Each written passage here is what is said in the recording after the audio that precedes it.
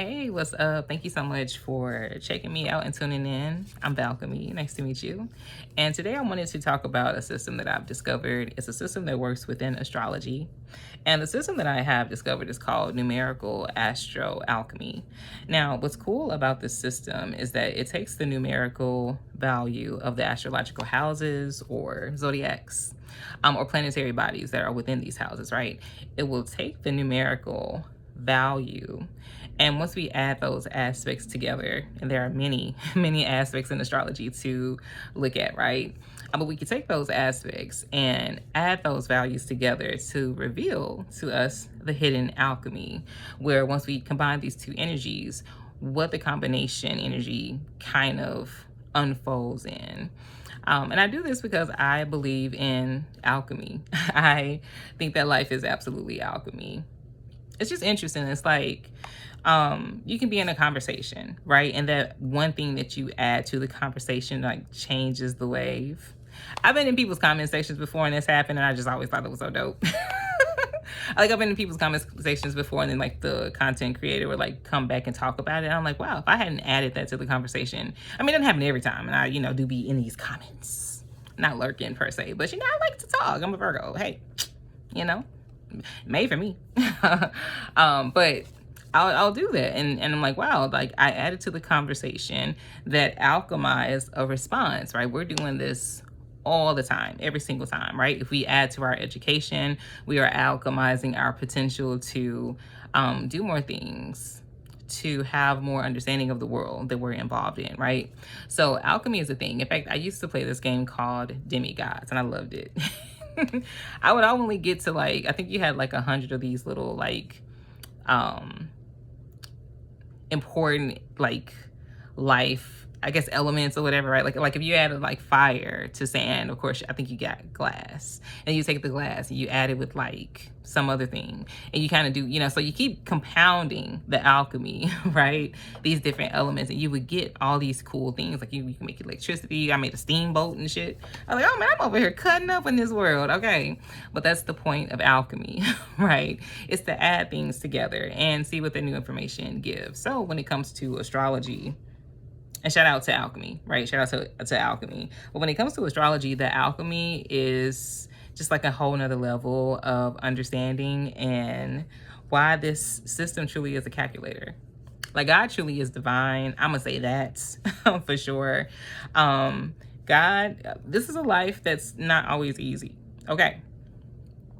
It's a life where the first relationship that you're ever given, which is a relationship that you have with yourself, is almost like you're taught to like dim it down and shut things off and not pay attention to yourself, or you pay attention to everything in the outside world, right? This is also a life in existence where things can be going very smoothly and abruptly change. This is a life where you could really desire something, get it, and then fuck around and realize it's a monster. And you can't get rid of it. You know what I mean? Like, this is the life that can do a lot of things. So for God to have left us with this groovy system like astrology, and shout out to these cards. I use these cards all the time. This is, I think, the Crystal Savoy Positive Astrology deck. But great cards. So yeah, like, I guess my point to come back to it is just to say that God left us with a beautiful system. Astrology is a great system. It's a great calculator. And it not only shows us the position of the celestial travel, which is the astronomy, right? And I think astronomy and astrology are one and the same. I don't think they should have ever been separated, right? But not only does God reveal that to us, right? Like every year, we know that around the end of March, we'll kick it off into springtime once the sun goes into Aries. And this happens annually, okay? This is also another reason why I just don't get down with globe theory. I know a lot of people, I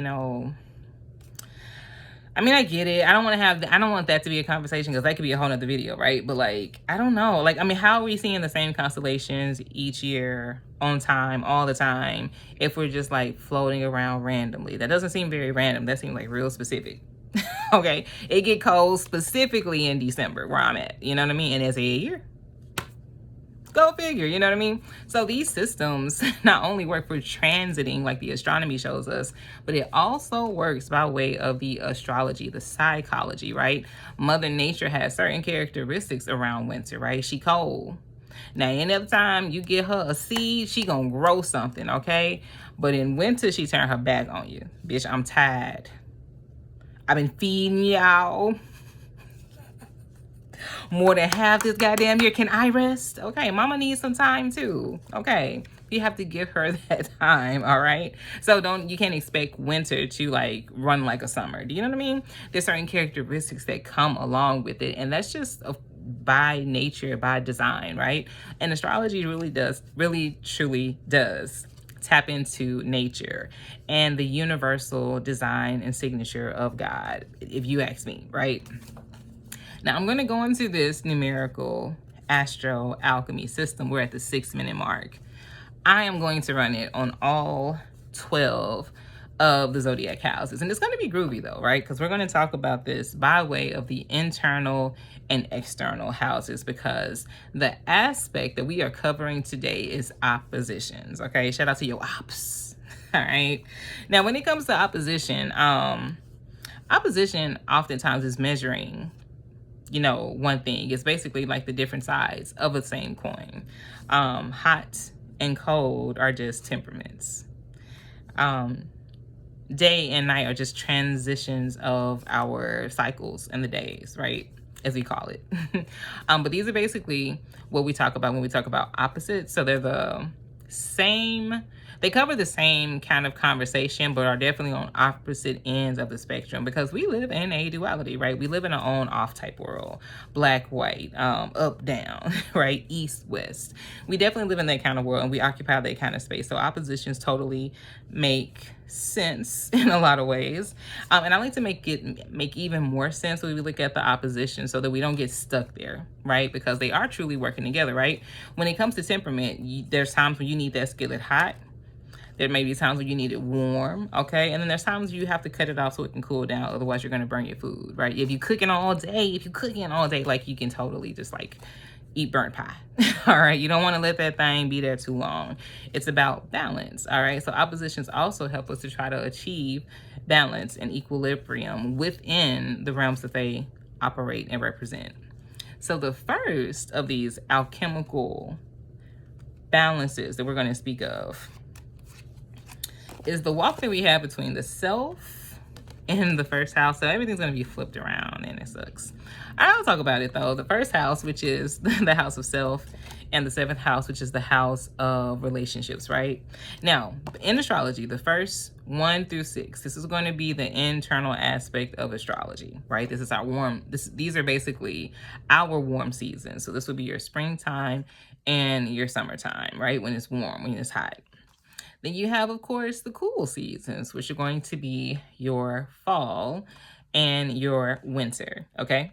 So, and we need both, right? And this is going to be the external world when we're talking about the fall and the winter as well. So I think that's very interesting when we consider what's opposing. Okay, for every internal aspect, you got something outside of you that's going to be opposing it, and you kind of got to know that, right? So you want to bring in the balance, right? And the balance between self and relating to other people is definitely one, all right?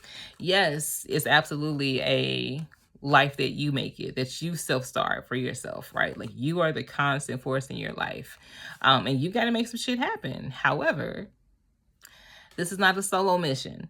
Okay, there's a cool African proverb, and I like it. It says, if you want to go fast, go alone, right? But if you want to go far, go together. And that's what's cool about relationships, right? Depending on who you know, who you can call on, who you can support, right? What connections you can make. It can help the goals that you have yourself go even farther, right? So these energies are both cardinal, right? This kicks off spring, this kicks off fall. We also, when it comes to opposites, we're always looking at oppositions in astrology through the opposition of fire elements versus air elements, all right? And that's because, of course, again, opposites attract in a way. So fire needs air to survive, of course. We need air to breathe, right? But if air is very cold, like in high altitudes, right, it's hard to breathe that air. So the air likes, we like warm air, basically, right? So these are complementary things. However, if you have too much air, right, you can blow out your fire, right? So you have to be careful with the balance here. But fire represents creativity. This is that go action. This is that, basically, this is the element that means you got to do some shit, okay? Because we don't have fire fountains. We don't have fire wells. I mean, if we do, that's probably dangerous, so be very careful, right? Fire is more of a thing that's better when you can kind of self-start it, right? And you can contain it and maintain it. So it represents creativity because it is the element that we actually have to do something to create versus the air, water, and earth that are more abundant, right? Now, the opposite of the fire is the air, okay? Air represents the thoughts. And when we think about the things that we're creating, we oftentimes consider things, right?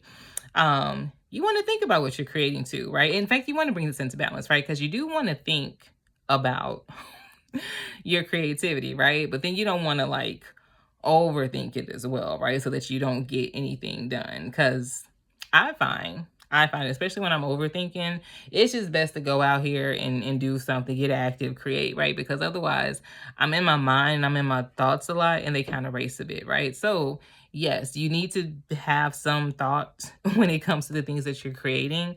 But, you know, other side of that is like, don't overthink it, right? So, self, I want to start something. I want to do something. I've identified that I want to create something. I've also got Aries, Team Aries on the squad with me when it comes to the first house, right? So, Aries is a very active, courageous, spontaneous type of vibration. It's cardinal fire. So, it's basically kicking off the warm season. It kicks things off. Like we literally are marching into action with the planet Mars along the way in the first house. So, this fire house has a lot of force, the motivation, the drive to basically get shit going, okay? Because if you got to get something started, if you've ever tried to start anything, right? Even starting to get up out the bed, it takes a bit of like force and momentum and motivation to get you going, right? And you've got it here, right? So shout out to God for setting us up with the perfect system. Now, what opposes the first house is the seventh house. This is Venus. Okay. Now, Venus isn't as much. Venus is more like desire. And what's cool about Venus, especially when I think about it when it comes to Mars, because I used to get these two planets kind of confused. I'm like, motivation and desire, aren't they the same thing? They're very attracted to each other, but they're not quite the same thing. Venus is that attraction, that thing that we romance over, that we love, that harmony that we seek, right? And we look at this from the seventh house perspective. When you look at that, this is the balance in collaborations, partnerships, and our commitments, right?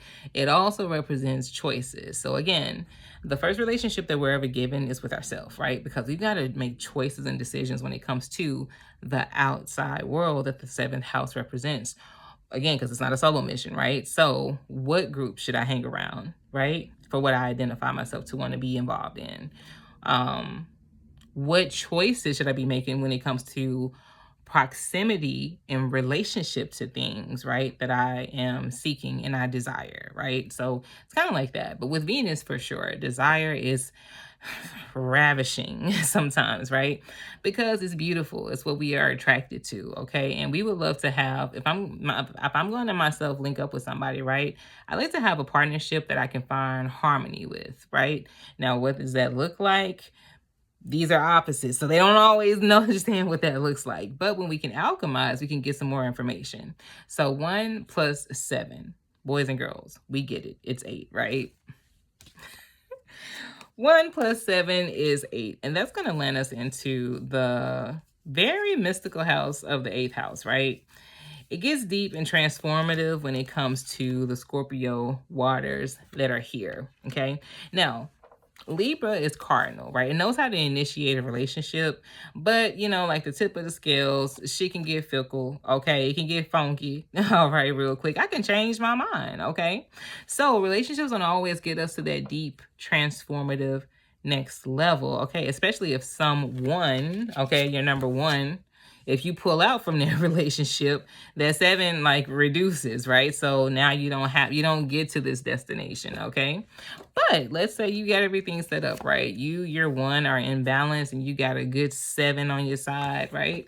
You guys come together and make a powerful experience of the 8th house. And this is where that fire and that air can alchemize into something very dynamic when it comes to water. It's the emotional understanding of what you're about to inherit that makes this alchemical opposition very powerful. First of all, you have the planet Mars represented twice, okay, with the 1st house and also within the 8th house, because Mars rules Scorpio as well, along with Pluto. So Mars is supported a lot in this 1st 7th house opposition. It's really about drive, right? Shout out to Neo. Neo is such a great writer, but he has this song called "We Got to Make It Work." And it talks about relationships, and because it's like that, right? It's like you have to show up. Okay. Shout out to Venus. Venus is dope and all. I gotta leave her moon, baby. I love me some Venus, okay? But Venus ain't always about doing that work. She's not always, this is exhausting. I changed my mind, bitch. I thought I wanted to go up this hike, but no, I don't feel like doing this. Let me get the glam camp over here. Let me just chill in and sit up in the shade. Right? Desires are like that.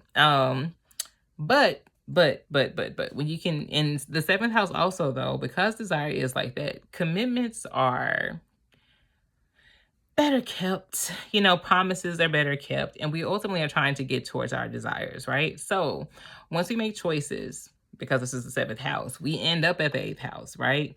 A lot of times whenever we are deciding to do certain things, there's just no going back, like you already started this process, you got to just go ahead and see shit out, right?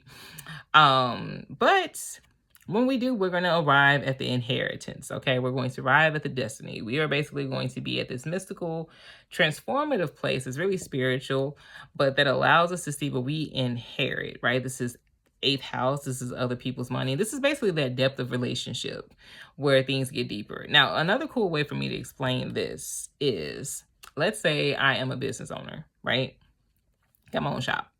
But I hire a stylist who's really doing her thing or his thing, and they are very innovative, right? So I'm learning these new techniques. I am inheriting something deeper, something transformative for me based off a relationship. This is the alchemy that we're talking about in practical life, right? But let's also say that this stylist, right, is like, well, I'm thinking about doing something myself and starting my own business, but I'm not exactly versed on the steps I need to take, right? So I can learn from you, right? These techniques that you took so that I can get my business started, right? So there's like this transactional aspect of relationships that does exist, right? Like people be wanting to like pretend like you don't know this shit fucking exists, bitch, okay? We transactional, actional peoples, okay? What am I going to inherit for fucking with this relationship? Boom, I mean, that just makes sense, right? If I'm not giving a cable company money for nothing,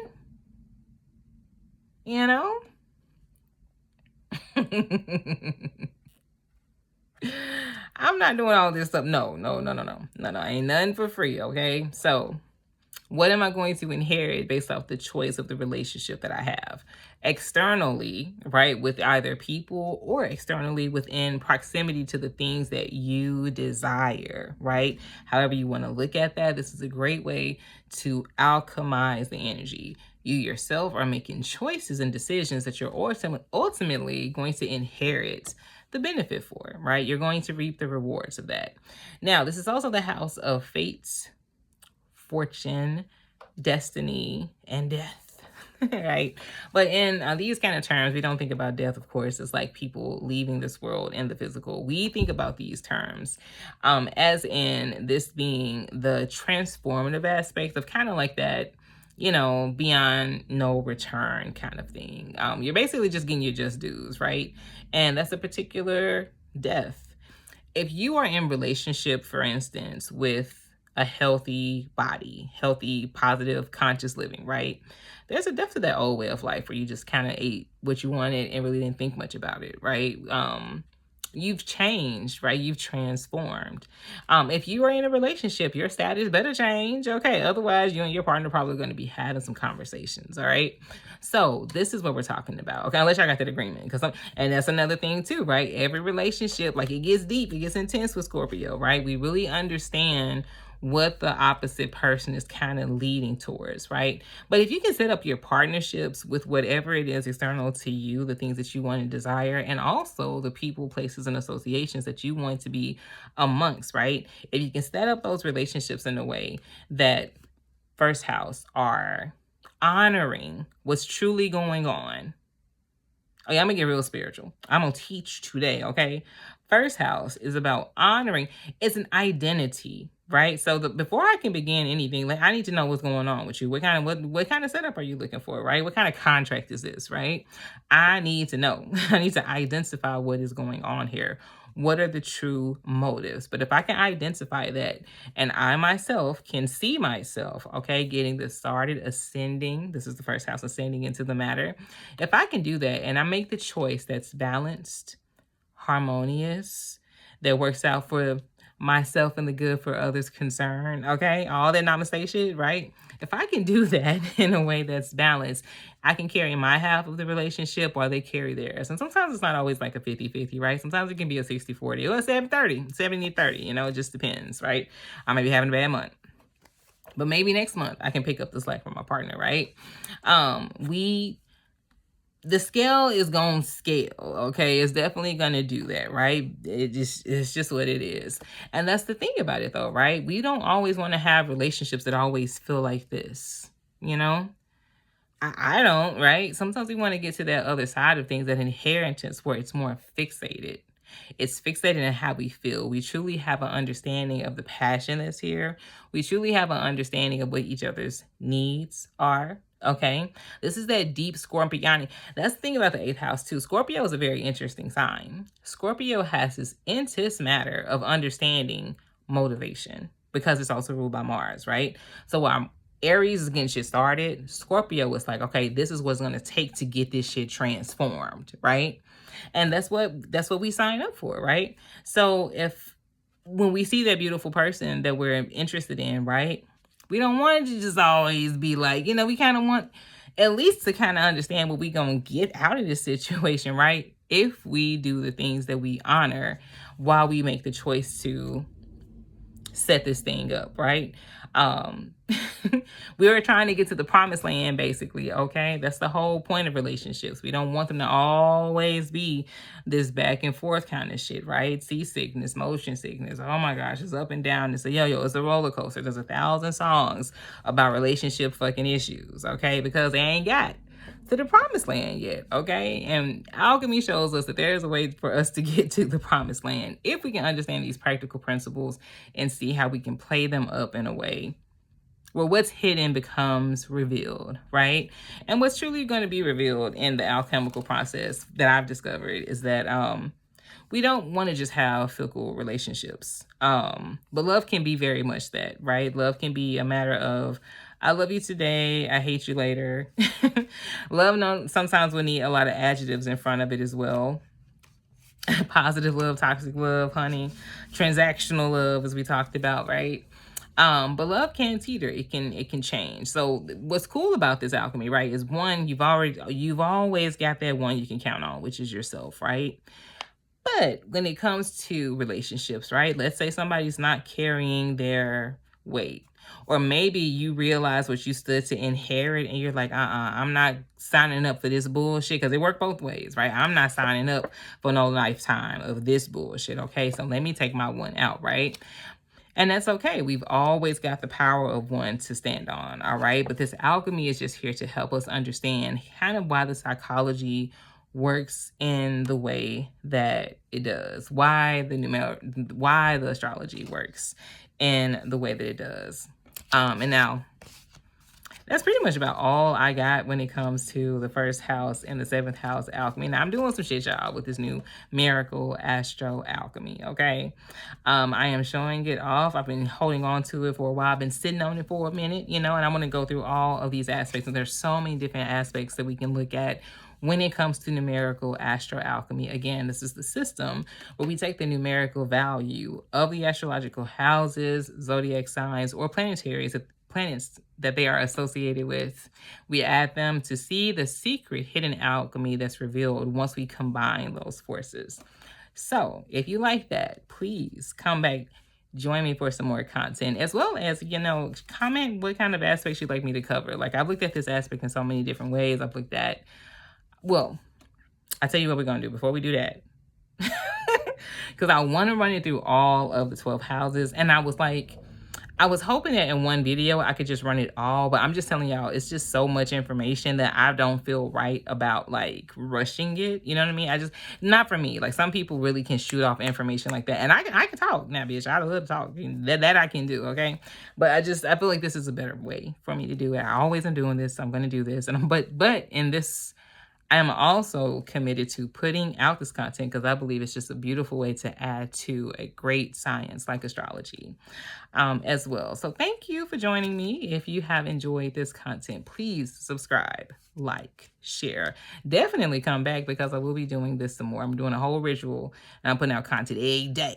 Okay, whether I'm live, I'm putting out the content. I'm going to be showcasing this beautiful system because I think it would be criminal to not do that. So yeah, thank you guys for helping me not make spiritual crimes. Because I don't want no smoke with God. Okay, I don't want no smoke. Okay. But anyway, y'all, I'm being silly. I will talk to you guys soon. You all take care. Bye.